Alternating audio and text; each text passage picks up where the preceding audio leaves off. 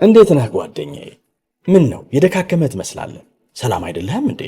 ምን እባክህ፣ ዛሬ ግብር ለመክፈል ገቢዎች ሄጄ ስንት ሰዓት ተሰልፌ ተራ ሳይደርሰኝ ለነገ ተብሎ ይኸው ተመልሼ መጣሁ። ይሄማ ቀላል ነው። መፍትሄው እኮ ተገኝቷል። ምን አይነት መፍትሄ? ይኸውልህ ብርሃን ባንክ ብርሃን ኢታክስ የተሰኘ አገልግሎት ጀምሯል። ይህ አገልግሎት ከገቢዎች ሚኒስቴር ጋር በመተባበር የሚሰጥ አገልግሎት ስለሆነ የግብርህን የገቢዎች ሰነድ ቁጥር በመያዝ ከዚያ የብርሃን ባንክ ደንበኛ ከሆንክ ከፈለግ በሞባይል ባንክ አገልግሎት አሊያም በብርሃን ኢንተርኔት ባንክ አገልግሎት ግብርህን መክፈል ትችላለህ። የባንኩ ደንበኛ ካልሆንክ ደግሞ ወደ ቀረበ የብርሃን ባንክ ቅርንጫፍ ሄደህ ግብርህን መክፈል ነው። ዋው! ይሄማ ትልቅ የምስራች ነው። ቀኔን ነው ያበራኸው። አዎ፣ በብርሃን ባንክ ኢታክስ የግብር ክፍያ አገልግሎት ከረጃጅም ሰልፍ ድነው በፈለጉት ሰዓት በማንኛውም ቦታ ሆነው ግብርዎን መክፈል ይችላሉ። ብርሃን ኢታክስ ፈጣን የግብር መክፈያ አማራጭ። ብርሃን ባንክ፣ እንደ ስማችን ብርሃን ነው ስራችን። ተመልሰናል አድማጮቻችን። ወደ ኤፍኤም 95.1 ላይ ነው የምትገኙት። ፉትቦል ካፌ ነው ፕሮግራሙ። የሊቨርፑልን ጉዳይ እንመልከት። ሁጎ ኤኪቲኬ የሊቨርፑል የዚህ የውድድር ዓመት ምርጡ ፈራሚ ነው። ይህንም በእያንዳንዱ ጨዋታዎች ላይ እያሳየ ይገኛልና እንመልከተው። በተለይ ሊቨርፑል ጥሩ በነበረበት ቢያንስ በውጤት ጥሩ በነበረበት ጊዜ እሱም ጥሩ ነበር። ከዛ በኋላም በሊቨርፑል አሪፍ ጊዜን እያሳለፈ ይገኛል። ግን የአሌክሳንደር ኢዛክ መምጣት ደግሞ የሱንም ሬትን በተወሰነ መንገድ አውርዶት ነበር አይደል? እናንሳይን ጉዳይ አልክ ነው። ምሳ ክረምት ላይ ሊቨርፑል የፈጸማቸው ትልልቅ ዝውውሮች ነበሩ አይደለም? የብሪታንያን ሬከርድ ያሻሻለባቸው ዝውውሮች እንደ ፍሎሪያን ቨርትዝ አይነት ከ100 ሚሊዮን ፓውንድ በላይ መነሻው 100 ሆኖ እስከ 116 ሚሊዮን ፓውንድ ድረስ የሚደርስ ገንዘብ የተከፈለበት የጀርመንና የአውሮፓ እግር ኳስ ቀጣዩ ሱፐርስታር ተደርጎ ለሚቆጠር ተጫዋች የወጣ ገንዘብ ከባየር ሚኒክ ጋር ግን ከማንቸስተር ሲቲም ጋር ይህንን ተጫዋች ለማስፈረም የተፎካከረበት ከፍተኛ ትኩረት የሳበ ዝውውር ነበር። ከዚያ ደግሞ በእኔም በሌሎችም ሰዎች አስተያየት ያለፈው የውድድር ዘመን የፕሪሚየር ሊጉ ምርጡ 9 ቁጥር የነበረውን አሌክሳንደር ኢሳቅን ገበያው ላይ ገንዘቡን ቢችሉት ከግማሽ በላይ የሚሆኑት የአውሮፓ ትልልቅ ክለቦች ወይም 80% የሚሆኑት ትልልቅ የአውሮፓ ክለቦች ቡድናቸው ውስጥ እንዲኖር የሚፈልጉት አይነት 9 ቁጥር ለቲዩ ትቻለሽ። ባለፉት ጥቂት ዓመታት በኒውካስል ያሳየው እድገት በጣም አስደናቂ ነበር።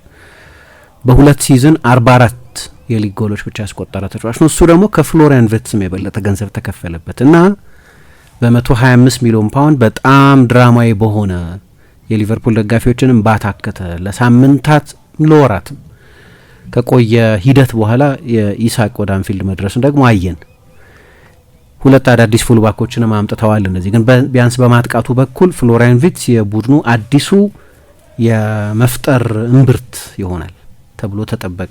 ኢሳቅ ደግሞ የቡድኑ ዋናው ጎል አስቆጣሪ ይሆናል ከዚህ በኋላ ተብሎ ተገመተ። አሁን የሁለቱም አጀማመር ቢያንስ እስካሁን ድረስ እንደ ሃይፑ አይደለም፣ እንደነበረው ትኩረት አይደለም። ሁለቱም የውድድር ዘመኑን ምክንያቶች አሏቸው፣ ጥሩ ያልጀመሩባቸው ምክንያቶች። ጠቅላላው የሊቨርፑል ሲዝንም ጥሩ ሲዝን አይደለም። የወቅቱ የፕሪሚየር ሊግ ሻምፒዮን የሆነ ቡድን ሊኖርበት በሚገባ ስፍራ ላይ አይደለም ያለው። ለእኔ የዋንጫ ፉክክር ውስጥ አይደለም አሁን። ስለዚህ ሌሎች ብዙ ምክንያቶች አሉ፣ ተጫዋቾቹ ስኬታማ ያልሆኑባቸው ምክንያቶች በተናጥል በተለያየ ጊዜያት አንስተን እናውቃለን። ስለ ኢሳቅም ስለ ፍሎሪያን ቨርትዝም። ግን አንድ ግራ የሚያጋባን ዝውውር ነበር የኡጎ ኤኪቲኬ ዝውውር። ለቤንች ነው ሊቨርፑል 70 የከፈለው 70 ምናምን የከፈለው የሚያስብል። ኢሳቅ ከመጣ በኋላ ሊቨርፑል የፎርሜሽን ለውጥ እስካላደረገ ድረስ በ4-4-2 መጫወት ካልጀመረ ድረስ ኤኪቲኬ ወይ የኢሳቅ ቤንች ይሆናል ወይ የክንፍ ተጫዋች ይሆናል እንጂ የሊቨርፑል ጀማሪ የሚሆነው ኢሳቅ እንደሆነ ግልጽ ነው። ወደ ኒውካስል ቢሄድ ኖሮ ኒውካስል ኢሳቅን አቆይቶ ኤኪቲኬን የመጨመር ፍላጎት ነበር። ይሄው ፍሮንት ላይን የኒውካስል ሊሆን ይችል ነበር። ተጫዋቹ ለኒውካስልም ለመፈረም ተቃርቦ ነበር። በእርግጥ ሌሎች ፈላጊዎች ነበሩት። ማንቸስተር ዩናይትድ የተጫዋቹ ፈላጊ ነበር፣ ቼልሲ የዚህ ተጫዋች ፈላጊ ነበር። ስለዚህ ሊቨርፑል የንን ተጫዋች ሲያስፈርም ከኒውካስል የበለጠ ፕሮፋይል ካላቸው ትልልቅ ቡድኖች ጋር መፎካከር ነበረበት። በእርግጥ ዩናይትድም ቼልሲም ተጫዋቹን ለማስፈረም የገፋ ጥያቄ ማቅረባቸውን እርግጠኛ አይደለም፣ ግን በጣም ጠንካራ ኢንትረስት እንደነበራቸው ግን ይታወቅ ነበር። ቀደም ባለው ጊዜ አርሰናልም ስም ተጠቅሷል። በጀርመን ከጥሩ ሲዝኑ በኋላ ሚኒክ አይኑን ጥሎበታል ሲባል ሰምተን እናውቃለን። የትልልቅ ክለቦች ስካውቶች አይን ውስጥ የነበረ ተጫዋች ነው እና ሊቨርፑል ኤኪቲኬንም ኢሳቅንም እንዴት አንድ ላይ የሚል ጥያቄ ነበር። ከሆነ በብሪታንያ የእግር ኳስ ታሪክ ለተጠባባቂ ተጫዋች የተከፈለ የምንጊዜም ከፍተኛው ገንዘብ ይሆናል ማለት ነው። ወደ 80 ሚሊዮን ገደማን የከፈሉበት እና ለምንድን ነው እንደው ሊቨርፑል በጣም አሳዛኝ በሆነው የዲዮጎ ጆታ ህልፈት፣ በሉዊስ ዲያዝ ወደ ባየር ሚኒክ መጓዝ፣ በዳርዊን ኑኔዝም ወደ ሳውዲ መሸኘት ምክንያት የማጥቃት ተጫዋቾች ጥልቀት ያስፈልገው ነበር። ግን ለ29 ቁጥሮች 200 ሚሊዮን ለምን ይወጣል የሚል ክርክር ነበር። ቡድኑ ሌሎች ክፍተቶች ስላሉበት ለአንድ ሁነኛ ተከላካይ ለሌላ ሽፋን ሊሆን ለሚችል ቢያንስ 6 ቁጥር ለሌላ ንጹህ የክንፍ ተጫዋች ማውጣት አይሻልም ነበር ወይ ገንዘቡን የሚል በእኔ እምነት ሌጂቲሜት የሆነ ክርክር። ይህንን ክርክር ለሚያለሱ ሰዎች ሊቨርፑል ያሳለፈ ያለው ሲዝን እንደ ማስረጃ ሊያገለግል ይችላል። ግን ከሁሉም ተጫዋቾች በተለይ በማጥቃቱ በኩል ከፈረሙት ተጫዋቾች ያነሰ ግምት የተሰጠው ለሱ ነው። ግን ኢሳቅ የፎርምም የፊትነስም ችግር አለበት። እንደሚታወቀው በጉዳት ምክንያት 7 ነው 8 ጨዋታዎች አልፈውታል። አሁንም ሲሰለፍ ፕሪሲዝን አለመስራት አንድ ነገር ነው፣ መጎዳት አንድ ነገር ነው። ግን በጣም የሚያሳስብ አይነት የፊትነስ ችግር ያለበት ተጫዋች ይመስላል። ዝም ብሎ ኖርማል የማች ፊት አለመሆን ብቻ አይመስልም። ኃይለኛ የፊትነስ ችግር ያለበት ተጫዋች ነው። ፍሎሪያን ቪርትዝ አልፎ አልፎ ብልጭ የሚል የክህሎቱን ብልጭታ ያሳያል እንጂ በጭራሽ ሌቨርኩሰን ያየነውን ተጫዋች አልሆነም።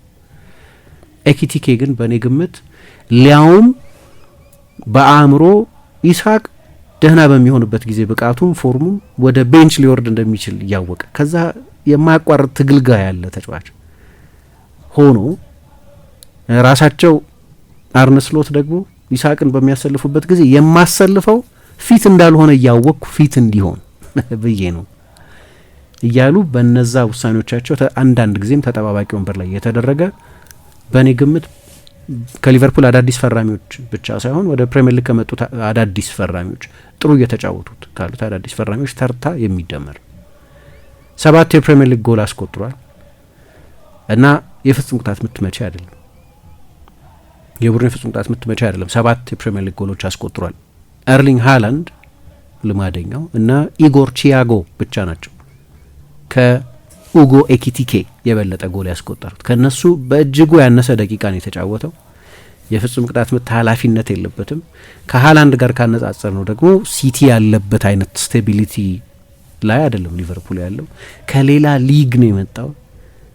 በቡንደስሊጋ ነው ይጫወት የነበረው። የቡንደስሊጋ ተጫዋቾች ደግሞ በተለይ አጥቂዎቹ ወደ ፕሪሚየር ሊግ ሲመጡ ያንኑ ብቃታቸውን ትራንስፎርም ለማድረግ እንደሚቸግራቸው እናውቃለን።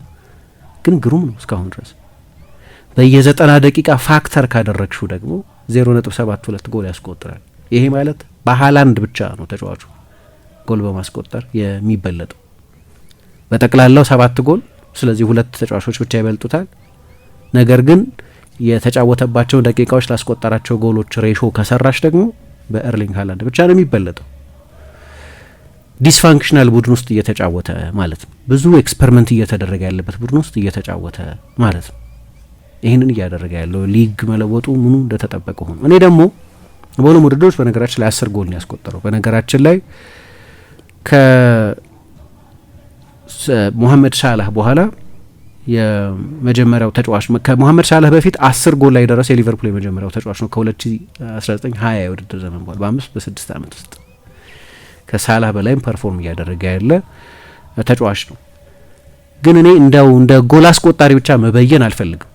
ያው 9 ቁጥሮችን ለጎል ማስቆጠር ስለሆነ የመጡት ይመጣሉ ተብሎ የሚታሰብ ይፈርማሉ። ቡድን ውስጥ ያሉት አስፈላጊነታቸው በጎል ማስቆጠር ብቻ ወይም በአብዛኛው በዛ ስለሚበየን የጎል ጉዳይ ማሰር ያደርጋል። ግን የኪቲኬን ሳይሆን ማየው ክላስ ነው። እኔ እንደዛ ነው የሚታየኝ። ከዚህ በፊት አንስቼዋለሁ። የፈረስተቹ በጣም አስደናቂ ነው። በጠባብ ቦታ መጫወት ይችላል። 1-2 መጫወት ይችላል። ፈጣን ነው። የባላጋራ ቡድን ተጫዋቾችን በፍጥነቱም በክህሎቱም በቴክኒካዊ ብቃቱም አልፎም መሄድ ይችላል። በጭንቅላቱ ጎል ያስቆጥራል። የሆልድ አፕ አጫዋቱ ጥሩ ነው። ወደ ግራም ወደ ቀኝም መጥቶ መጫወት ይችላል። ወደ ጥልቅ ተስቦ መጫወት ይችላል።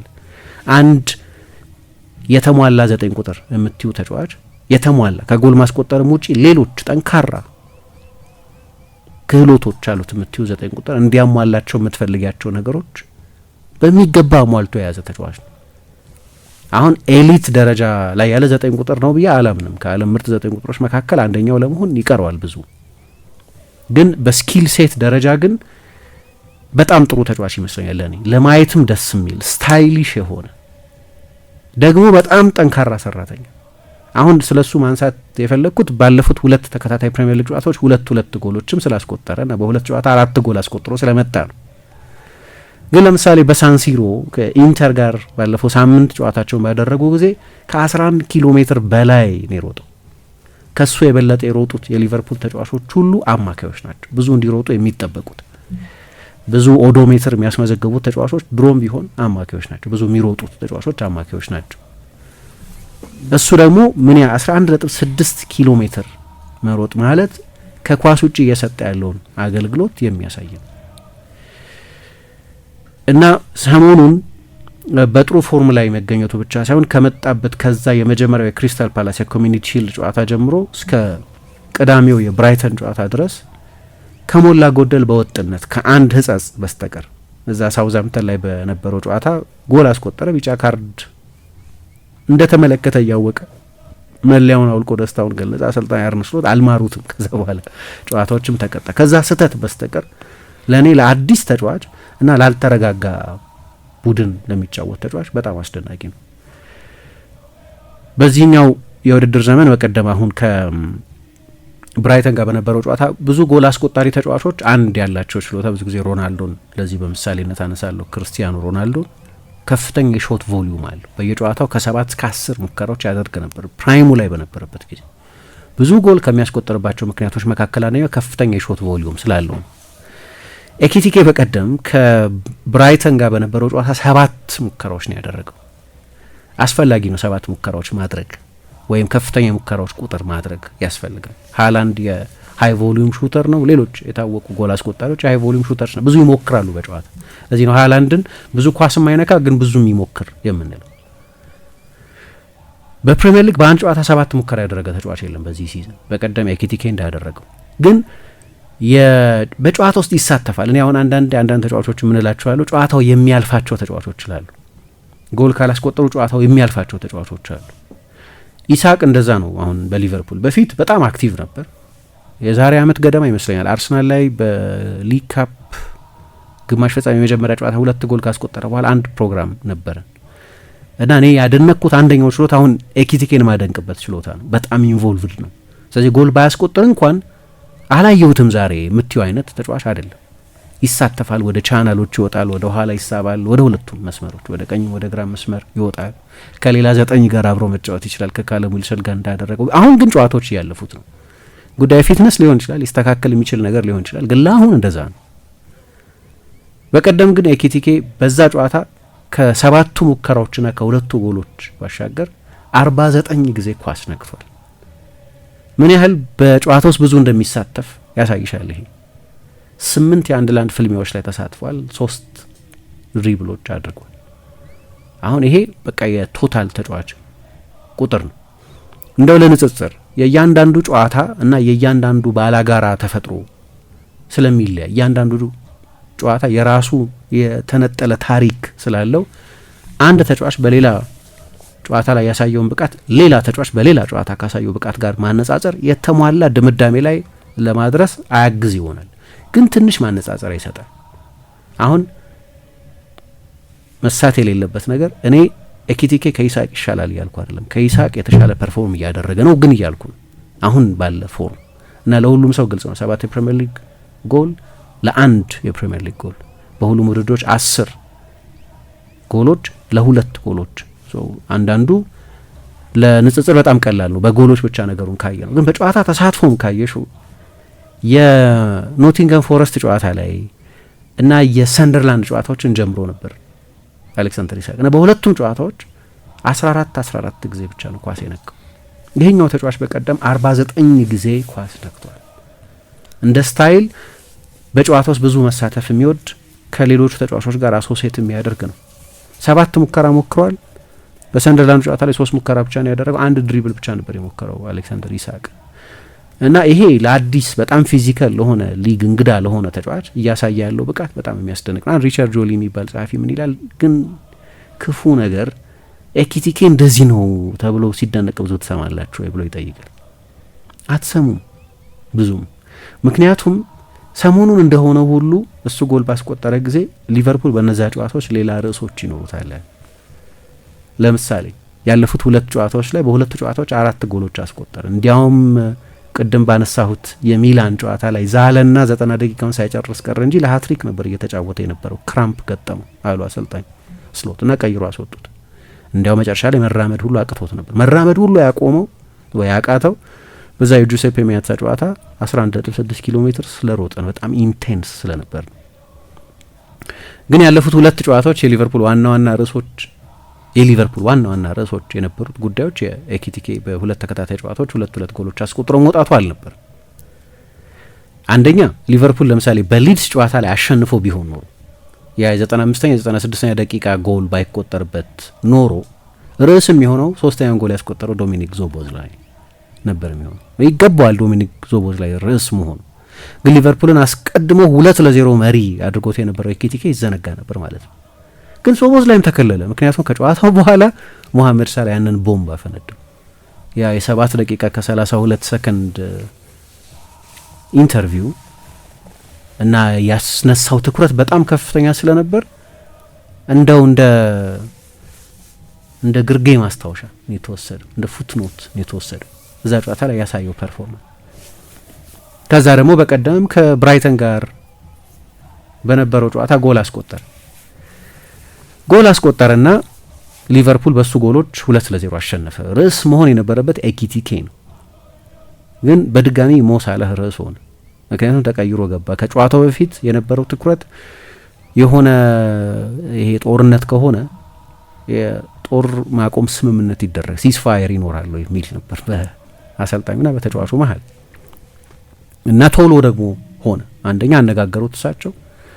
ከዛ የተጠባባቂ ወንበር ላይ ተቀመጠ። ይሰለፋል አይሰለፍም፣ ቤንች ላይ ይኖራል አይኖርም፣ ስብስቡስ ይኖራል አይኖርም፣ ከሆነስ ይጀምራል ወይስ እንዴት ነው የሚሆነው የሚለው ነገር በጣም ትኩረት አግኝቶ ነበር። ጨዋታው እየተደረገ ጆ ጎሜዝ ሲጎዳ ለኤኪቲኬ የመጀመሪያ ጎል አሲስት ያደረገው ጆ ጎሜዝ ነው።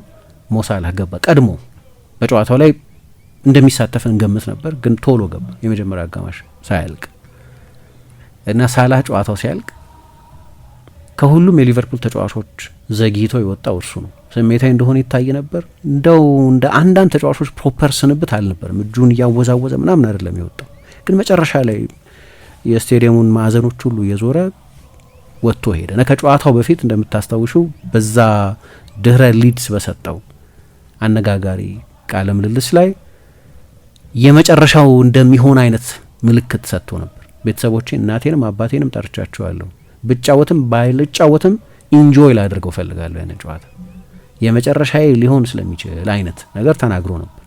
ስለዚህ የሳላህ እያንዳንዱ ሪያክሽን ነበር ትኩረት አግኝቶ ነበር። በጨዋታውም ተቀይሮ ከገባ በኋላ በጣም ጥሩ ተጫውቷል። ከጨዋታው በኋላ በድጋሚ ኤኪቲኬ ማለት ዋና ርዕስ አልሆነም። የመጀመሪያ ጎሉን እና በጣም ጥሩ የተጫወተበት የክሪስታል ፓላስ ጨዋታ የኮሚኒቲ ሺልድ ጨዋታ ነው። እዛ ጨዋታ ላይ ገና በመጀመሪያዎቹ ጥቂት ደቂቃዎች በሊቨርፑል ተጫዋችነት የመጀመሪያውን ጎል አስቆጠረ፣ ግን ርዕስ አልሆነም። ምክንያቱም ሊቨርፑል በክሪስታል ፓላስ ተሸነፈ። ስለዚህ አንቺ ጋዜጠኛ ሆነሽ ወይም የማች ሪፖርት የምታዘጋጂ ሰው ብትሆኚ ኤኪቲኬ እኮ ጎል አስቆጠረ የሚል ርዕስ አትሰጪውም ለዚህ ማች ሪፖርት። ክሪስታል ፓላስ ሊቨርፑልን አሸነፈ ነው የምትይው። ስለዚህ ርዕስ አልሆነም። በድጋሚ የሚቀጥለው የፕሪሚየር ሊግ የመጀመሪያ ጨዋታ ከቦርንመዝ ጋር ሲደረግ እንዲሁ የመጀመሪያ ጎሉን በመጀመሪያ ጨዋታው አስቆጠረ፣ ግን ርዕስ አልነበረም። አንደኛ ፌዴሪኮ ኪዬሳ ተቀይሮ ገብቶ ነው በ89ኛው ደቂቃ ላይ 2-0 ይመራ ነበር ሊቨርፑል። 2-2 ሆነ እና አንቷን ሴሜኞ ጎሎች አስቆጥረው፣ ግን ኪዬሳ ያንን ድራማዊ ጎል በኋላ ደግሞ ሞሐመድ ሳላህ አራተኛውን ጎል አስቆጠረ እና በዚህም ጨዋታ ርዕስ አልነበረም። ሁልጊዜ እንደዛ እንደ ተከለለ ነው ይላል። ከኒውካስል ጋር በተደረገውም ጨዋታ እንደዚሁ ኒውካስል ሌላ ፈላጊው ነበር፣ ሊዘዋወር ተቃርቦ ነበር የሚል ፕሮግራም ሁሉ ሰርተናል እኛ አስታውሳለሁ። በኋላ ሊቨርፑል ከኒውካስል ቀማው፣ ተጫዋቹ ወሰደው፣ ግን እዛ ጨዋታ ላይ ጎል አስቆጠረ። የኒውካስል ደጋፊዎች ያው ብሶታቸው ሁሉ ይስሐቅ ላይ ነበር፣ ግን እሱም ላይ ጮሁበት ነበር። ግን ጎል አስቆጠረ። የዛ ጨዋታ ርዕስ የነበረው እሱ አልነበረም። ግን 116 ተቀይሮ ገብቶ 16 ዓመቱ ልጅ 100ኛው ደቂቃ ላይ ሪዮን ጋሞሃ ያንን የማሸነፊያ ጎል አስቆጠረ። ስለዚህ ርዕስ አልነበረም። ጥሩ ሲጫወትም ርዕስ አይሆንም ሰሞኑን እንደሆነው ሁሉ። ስለዚህ እንደው እንደ ስኬታማ ዝውውር እንደ ተዋጣለት ዝውውር ያለ መቁጠር አባዜ ያለ እንጂ በጣም ማለት እንደ ጥሩ ዝውውር አይደለም የሚል ሰው አልሰማሁም። ግን ሊሰጠው በሚገባው ክሬዲት ልክ ኮንቴክስቱን ሁሉ በማሰብ ሊቨርፑል እያሳለፈ ያለውን ሲዝን ክረምት ላይ የተፈጸሙት ዝውውሮችና አግኝተውት የነበረውን ትኩረት ስናይ እነዛ ከፍተኛ ትኩረት ያገኙ ተጫዋቾች ሜዳ ውስጥ እየሰጡ ያሉትን አገልግሎት ከእሱ አውትፑት ጋር ስናነጻጽር ግን በጣም ግሩም ዝውውር። እኔ አንድ ጥርጣሬ ነበረኝ፣ እሱም ሁለት ጥርጣሬ ነበረኝ። አንደኛው ጥሩ ፊኒሸር ነው ወይ የሚል። አሁን አምና 15 የቡንደስሊጋ ጎል ነበር ያስቆጠረው በጀርመን ለፍራንክፉርት እየተጫወተ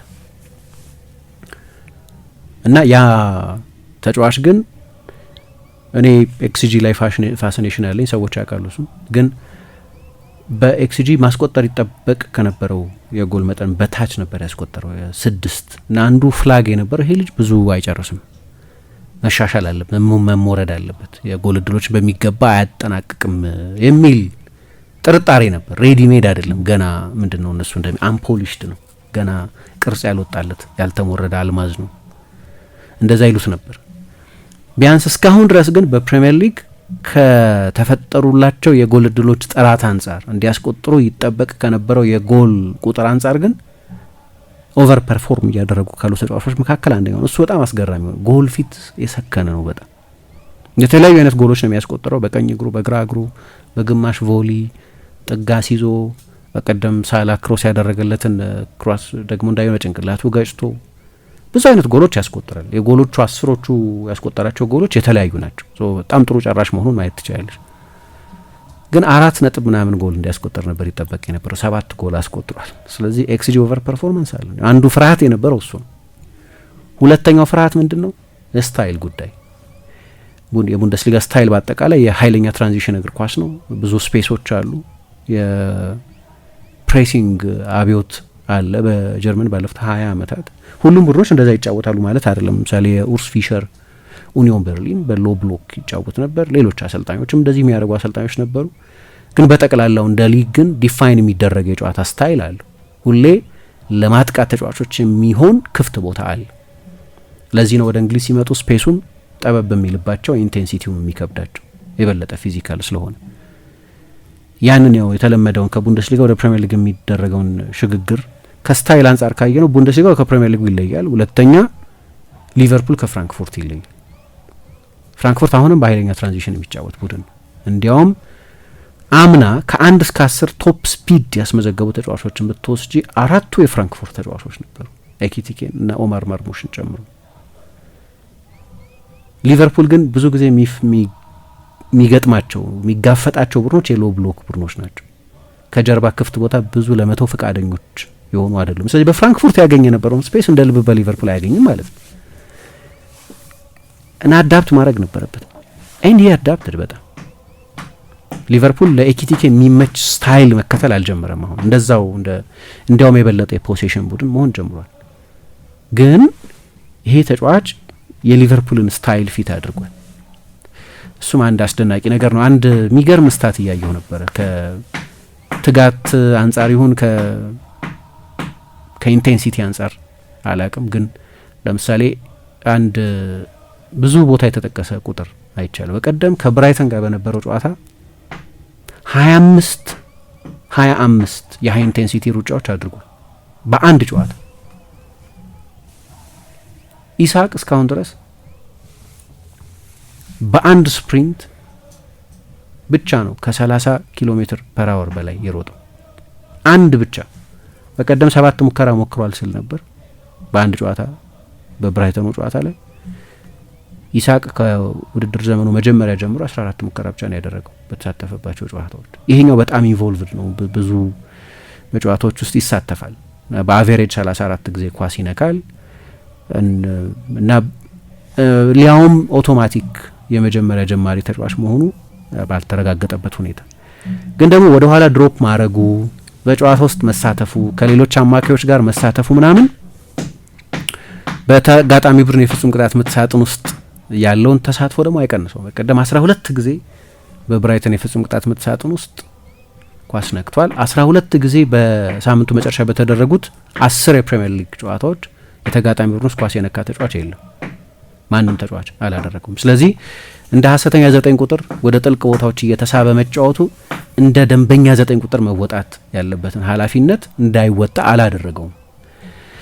ስለዚህ በሁሉም መንገድ እንደው ኢሳቅን ያነሳሁት ኢሳቅን ደካማ ተጫዋች ነው ለማለት አይደለም። ለኢሳቅ ያለኝ አድናቆት ብዙ ጊዜ ተናግሬ ያለው በዚህ አመት ጥሩ እየተጫወተ አይደለም፣ ግን ምን ያህል ሁላችንም ከጠበቅ ነው በላይ ጥሩ እየተጫወተ እንደሆነ ለማሳየት ነው። አሁን ልብ ማለት ያለብን ልክ እንደ ሃላንድ አይነት የተረጋገጠ ጨዋታዎች የመጀመር ዋስትና ያለው ተጫዋች አይደለም።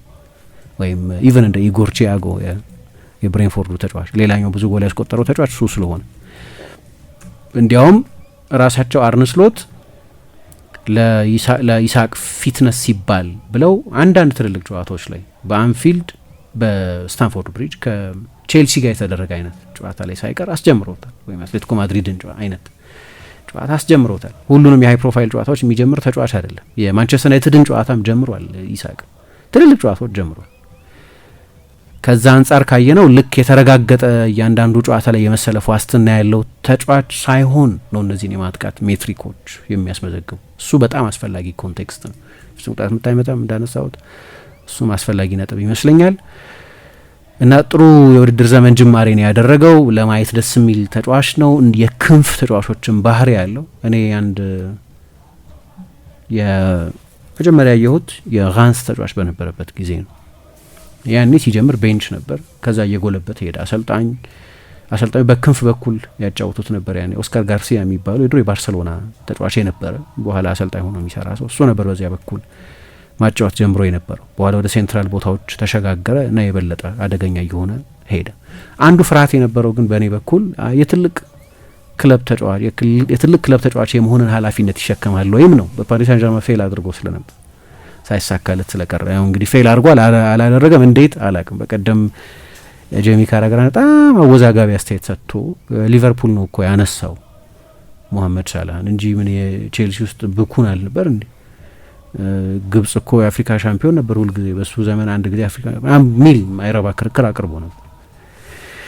አሁን እዛ ጋር አንድ ኤልማህመዲ የሚባል የድሮ የአስቶን ቪላ ተጫዋች እና የግብጽ ብሔራዊ ቡድን ተጫዋች ቼልሲ ውስጥ ፌል አላደረገም እኮ ቼልሲ እድል አልሰጠውም። እድል ያልተሰጠውን ተጫዋች አልተሳካለትም ማለት ይቻላል እንዴ? እድል አላገኘም በቃ አለ። ኤኪቲኬን በፓሪስ ሳን ዠርማን እንደዛ ነበር። እድል አላገኘም። ስለዚህ አልተሳካለትም።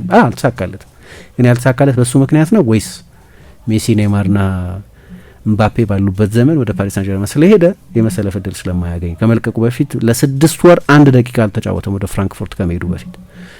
ግን አንድ ለፓሪዚያን የሆነ ጊዜ ያወጣው ዘገባ ነበር። ብዙ ጊዜ ሜሲ፣ ኔይማር፣ ምባፔ ላይ የኢጎ ጉዳይ ይነሳ ነበር እና ይሄ ተጫዋች የእነሱ ደረጃ ላይ ያለ ተጫዋች ባይሆንም ኢንፍሌትድ ኢጎ አለው የሚል በጣም ኢንትረስቲንግ የሆነ የገረመኝ ዘገባ ወጥቶ ነበር።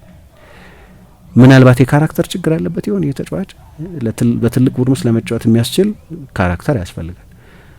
ግን እስካሁን ድረስ ያንን ምልክት አላየንም። ገና አዲስ ተጫዋች ስለሆነ ሊሆን ይችላል። ግን ለረጅም ጊዜ እንደዚሁ የኢሳቅ ቤንች ብቻ እየተደረገ የሚቆጠር ከሆነ ኢሳቅ እስኪደርስ ድረስ ከሆነ የሚጫወተው ምናልባት የሆነ ጊዜ የሆነ ሪያክሽን ልናይ እንችላለን። ለማንኛውም ግን በእነዚህ 10 ጨዋታዎች ላይ ከዳንኤል ስተርጅ በኋላ የመጀመሪያው ተጫዋች ነው። ስተርጅ በመጀመሪያዎቹ 10 ጨዋታዎች 8 ጎል አስቆጥሮ ነበር። ይሄኛው 7 ጎል ከ10 ምናምን ዓመት በኋላ የመጀመሪያው ተጫዋች ነው። በ23 ጨዋታዎች 10 ጎሎች በሁሉም ውድድሮች አስቆጥሯል። ኮንቨርዥን ሬቱ 23% ነው እና በጣም ግሩም የውድድር ዘመን ጅማሬ ነው እያሳለፈ ያለው። እንዲያው ሌሎች ብዙ ርዕስ የሚሆኑ ጉዳዮች ሊቨርፑል ውስጥ ተከሰቱና እሱ ተዘለለ እንጂ ኳስ ይገፋል፣ ቅድም እንዳልኩት በጨዋታዎች ውስጥ ይሳተፋል፣ ብዙ ይሞክራል፣ የአየር ላይ ኳሶች ያሸንፋል፣ ኢንተርሴፕት ያደርጋል፣ ፕሬስ ያደርጋል፣ ሪከቨሪው በጣም ጥሩ ነው። እንደ ክንፍ ተጫዋቾች አይነት የድሪብሊንግ ችሎታ አለው። ስለዚህ እኔ በጣም የሚያስደንቀኝ ተጫዋች ነው። በመጨረሻ ወደ ፈረንሳይ ብሔራዊ ቡድን ተጠርቷል። አምና አላሳመነውም ነበር ዴሾን እንዲህ አይነት ሲዝን በፍራንክፉርት እያሳለፈ 22 ጎል አስቆጥሮ ከጎሎቹም በላይ በጣም ጥሩ እየተጫወተ ግን በመጨረሻ እሱም ለፈረንሳይ ብሔራዊ ቡድን እየጠራው ነው። የፈረንሳይ ጋዜጦች በመጨረሻ ምባፔ ሁነኛ ተጣማሪ ሳያገኝ አልቀረም ሁሉ ማለት ጀምረዋል። ስለዚህ በፈረንሳይ ብሔራዊ ቡድንም አንዳንድ ምንድነው ጥሩ ያልሆኑ ኢፊ ጨዋታዎች ነበሩት። ግን በጠቅላላው የፈረንሳይ ብሔራዊ ቡድን የዓለም ዋንጫ ስብስብ ውስጥ መካተት የሚችል ይመስለኛል ሲዝኑን በዚሁ መንገድ የሚገፋው ከሆነ። እንዴት ነህ ጓደኛዬ? ምን ነው የደካከመ ትመስላለህ። ሰላም አይደለህም እንዴ? ምን እባክህ፣ ዛሬ ግብር ለመክፈል ገቢዎች ሄጄ ስንት ሰዓት ተሰልፌ ተራ ሳይደርሰኝ ለነገ ተብሎ ይኸው ተመልሼ መጣሁ። ይሄማ ቀላል ነው። መፍትሄው እኮ ተገኝቷል። ምን አይነት መፍትሄ? ይሄውልህ ብርሃን ባንክ ብርሃን ኢታክስ የተሰኘ አገልግሎት ጀምሯል። ይህ አገልግሎት ከገቢዎች ሚኒስቴር ጋር በመተባበር የሚሰጥ አገልግሎት ስለሆነ የግብርህን የገቢዎች ሰነድ ቁጥር በመያዝ ከዚያ የብርሃን ባንክ ደንበኛ ከሆንክ ከፈለግ በሞባይል ባንክ አገልግሎት አሊያም በብርሃን ኢንተርኔት ባንክ አገልግሎት ግብርህን መክፈል ትችላለህ። የባንኩ ደንበኛ ካልሆንክ ደግሞ ወደ ቀረበ የብርሃን ባንክ ቅርንጫፍ ሄደህ ግብርን መክፈል ነው። ዋው! ይሄማ ትልቅ የምስራች ነው። ቀኔን ነው ያበራኸው። አዎ፣ በብርሃን ባንክ ኢታክስ የግብር ክፍያ አገልግሎት ከረጃጅም ሰልፍ ድነው በፈለጉት ሰዓት በማንኛውም ቦታ ሆነው ግብሮን መክፈል ይችላሉ። ብርሃን ኢታክስ ፈጣን የግብር መክፈያ አማራጭ። ብርሃን ባንክ እንደ ስማችን ብርሃን ነው ስራችን።